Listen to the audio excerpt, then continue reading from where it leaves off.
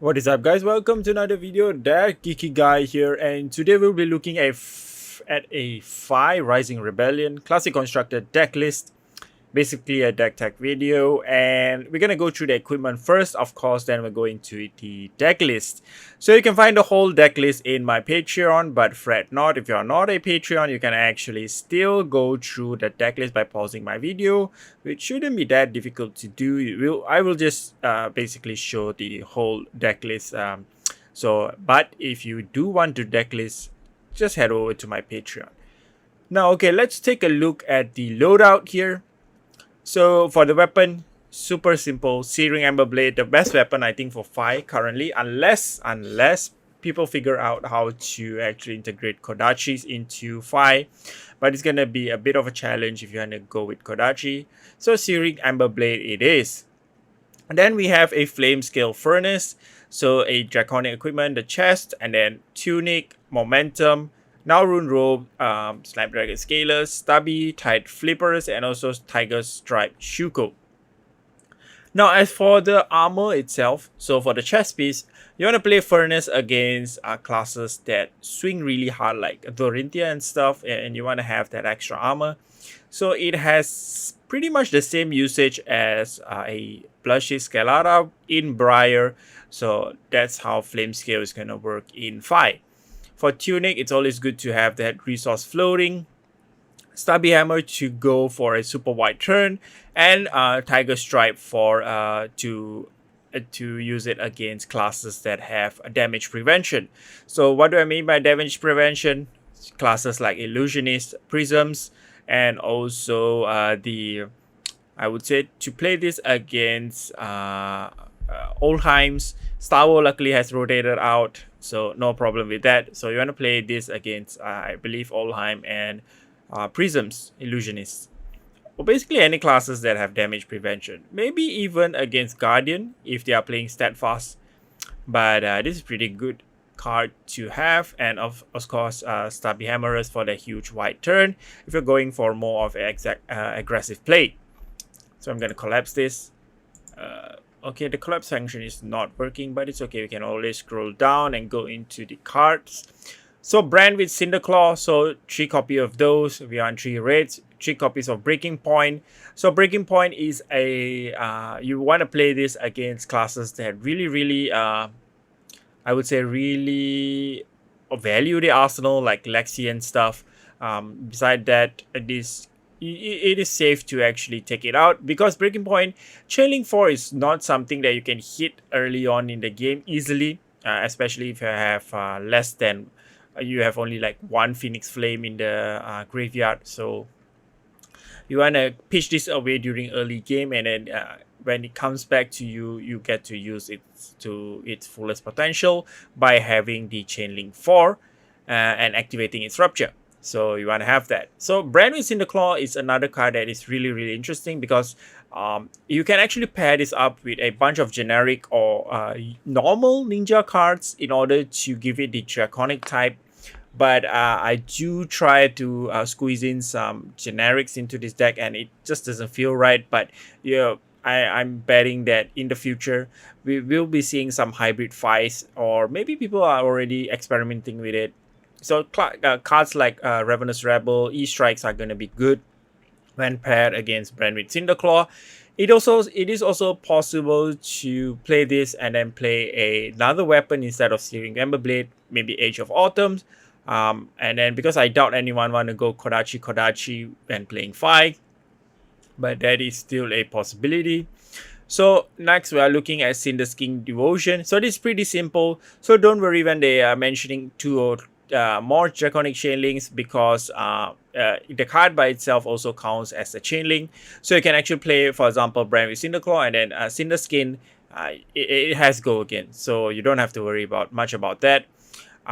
Next we have Dust Runner Outlaw. The go again is really good. It costs 1. It blocks for 2 unfortunately, but we cannot ask for more. Cinderskin on the other hand blocks for 3. So excellent card. 3 copies of those. Flame Call Awakening is another of my favorite card because it gets a Phoenix Flame out of the deck, so we can have it in the graveyard, so we have more control over the number of Phoenix Flame we have in our graveyard. because there's a bunch of cards such as Inflame actually allows us to return the Phoenix Flame from the graveyard to the hand, so allowing us to have a wider turn. So this combined with Fi's ability, you can actually get like 2 Phoenix Flames into your hand, and basically add up to the chain link. If you control 2 or more Draconic chain links, Lava of Loyalty goes again. So this is basically Skin Devotion, but it is free, so it's pretty good. Mounting Anger is another of my favorite card because you can actually have a decent hit effect where you can banish an attack action card from the hand, provided that it costs less than the number of chain links, which is very easy to pull off. So for example, we have a bunch of 0 cost here. You can actually play this, banish a 0 cost. Since we are at chain link 1, you can actually play this out and then gain +1. Phoenix Flame, definitely 3 copies. Phoenix Form, so if you can at least get 1 Phoenix Flame, which is on the early game, but in the late game it's going to be a monster because you get 2 or more usually. Rise from the Ashes, we can return a Phoenix Flame from the graveyard, and then +3, so that's pretty good. Remember that it says Draconic or Ninja, so you can actually play normal Ninja cards in order to gain this buff. Rising Resentment, so we get a discount if you were to play this. All this hit and banish is pretty good, so you want to keep that in mind. Ronin Renegade, so a pretty vanilla go again, 3 and go again. So this is like a hit jab in the classic Katsu.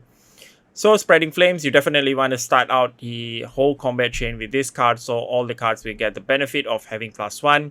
If their base damage less than the number of Draconic Chain, for example, you can play Phoenix Flame out.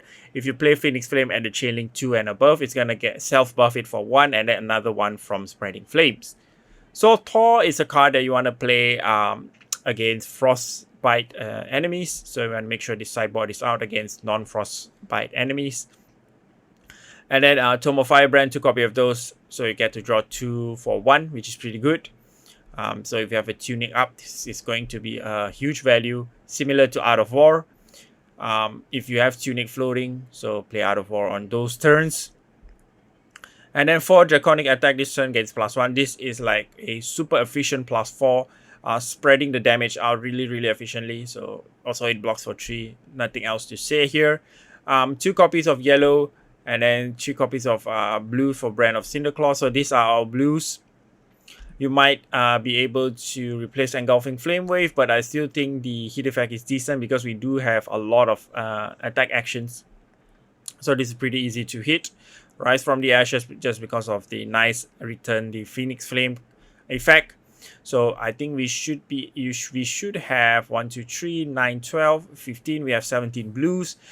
Usually 5 decks go for about 15, but you can actually sideboard out some of the blues if you're not going against Frostbite enemies, because Frostbites are basically 5's biggest enemy.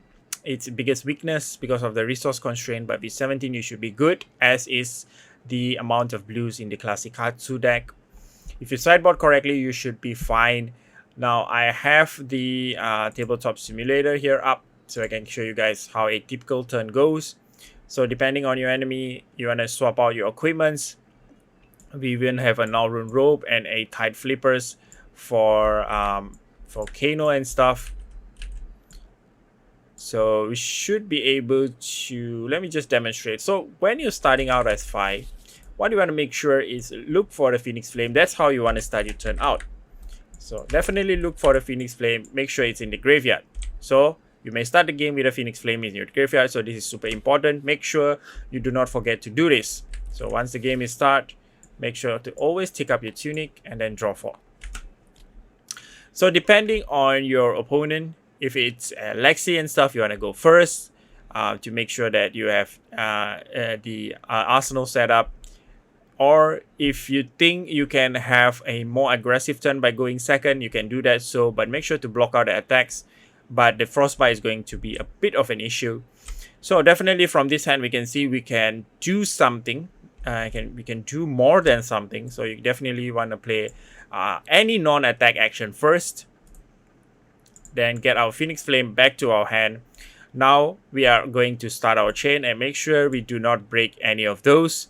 So what we can do here is start with a brand with Cinderclaw.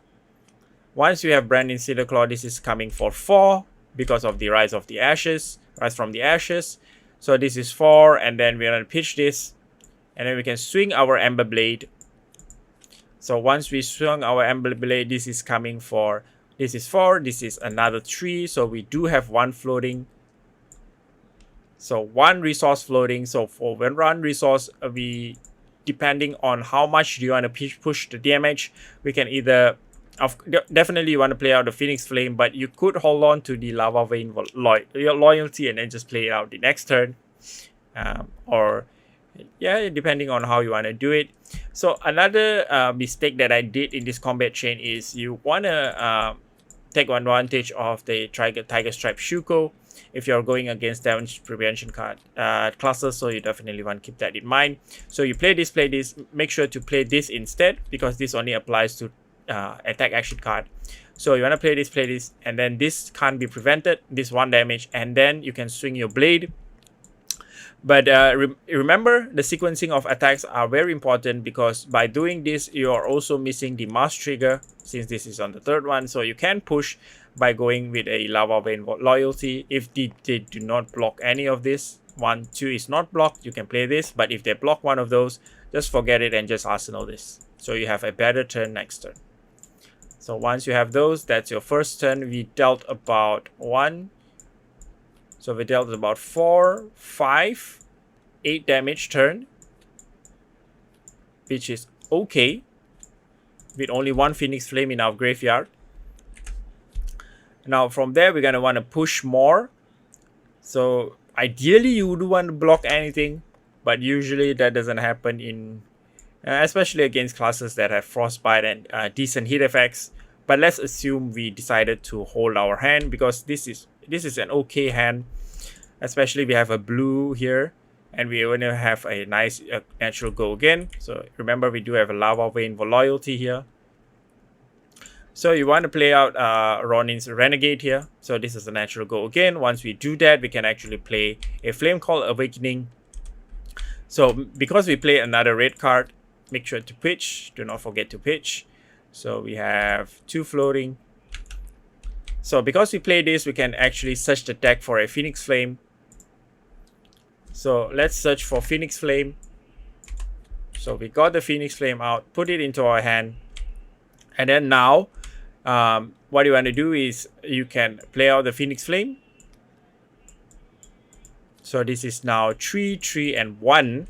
Because this is on, we're controlling 2 or more chain links. This is coming for 1. What happens now is we can actually, because we have played 3 chain links, remember Five has the ability to turn on his instant. You can actually return a Phoenix Flame.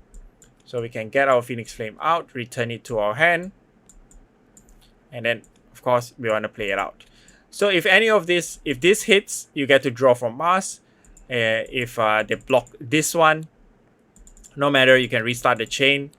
And then, of course, we do have a Lava Vein loyalty here. So we can even have go again from that. And finally, you can swing your blade. So this is coming for 3, 1, 1, 1. So this is 6, this is 9, this is a 12 damage turn, which is decent. But we can go even further. So you're going to see that Fi gets really good as the game progresses, as he has a bunch of Phoenix Flames in the graveyard. So once again, draw 4 card. And then 3. So this is a pretty weird hand, because we have a bunch of Rising Resentment, and we do not need the heat effect here. But it's okay.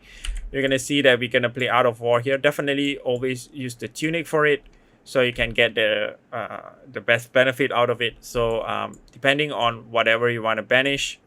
So we might not need the extra resource, so we can actually safely banish the blue, so we have more go against. So we're going to choose +1 and also draw 2. Always those are the modes that you want if you can. So definitely start out the chain with a Spreading Flames. So you can either go for a play for Brand of Cinderclaw. I believe this is okay. So now we have 3, and if you look at the card, all the attacks we control now have +1. while the base damage is less than the number of draconic chain links. So now we are at chain link 1. We're pitching this, and then next we want to utilize this buff. So what you want to do is play this. So because this is base damage 1, now you're at chain link 2. You're gonna get +1 from here and then +1 from Art of War. So this is 4. This is 3. So 3 unfortunately doesn't trigger Shuko, but that's the best we can do if you want to push some damage. So we have 2 resources floating, enough for our blade, but that comes later. So what we do is we can actually play out this 3, and then so we are controlling 3 chain links, so this doesn't trigger. So we are now going for 4 because of Art of War, and then we can even go further. So we are controlling 1, 2, 3, 4 chain links. So this definitely gets the buff from Spreading Flames and this. So this is coming for 5, and finally we are swinging with our blade for 4. So this is 4, 5, 9, 9, 13. This is 9, 13. This is 3.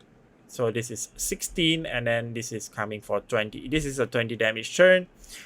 So as the game progresses, you'll see this gets pretty consistent. You should be able to hit 15 to 20 damage.